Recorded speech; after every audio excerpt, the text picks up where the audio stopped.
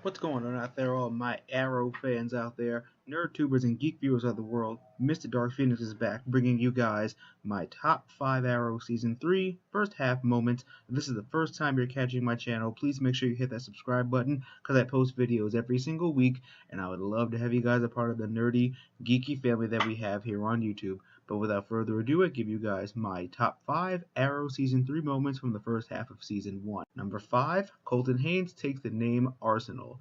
Finally, throughout the first half, we finally have a name for him.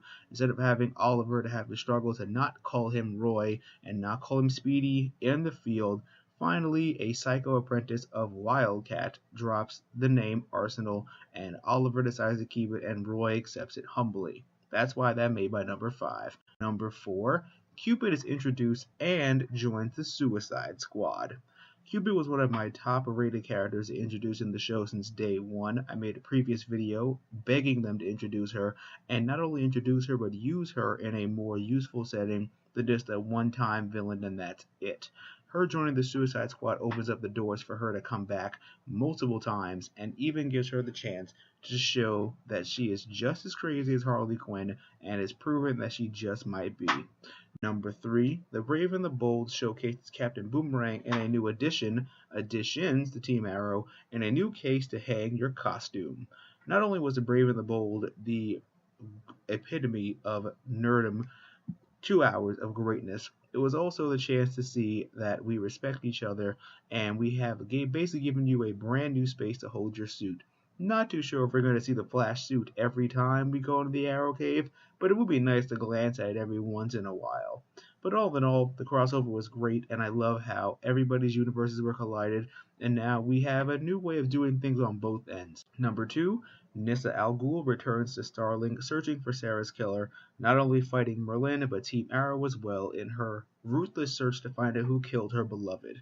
Nyssa returning was already something we all loved and wanted to see, but her blatantly blaming Merlin for the death of Sarah was not something that we intended for her to do, seeing as how she had no proof, and just because he was the number 1 suspect.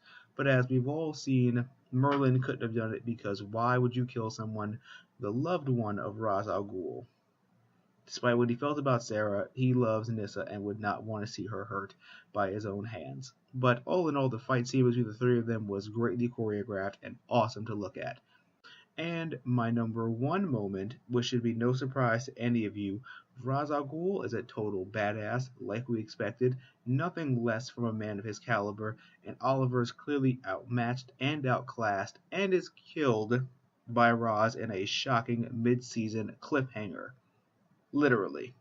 I expected nothing less from the Demon's Head, and I'm glad that this show took the route it did to prove that heroes don't always win, and that you don't mess with Ras Al Ghul ever. In a sword fight and whatever, nothing stops you from losing to Ras Al Ghul, and it's about time the show took a risk by literally showing us that in painful fashion. My bonus scenes go into Thea fights Arrow and proves that she is not the same little girl he was when he left and came back. The boxing glove Arrow, Merlin trains Thea, and Wildcat helps Laurel. Thank you guys so much for tuning into this video. Please comment down below your top 5 moments of the first half of Season 3 of Arrow. I can't wait to hear them. And always remember that through good times and bad times, remember to geek out and enjoy your lives. And I'll catch you guys next week for another great video.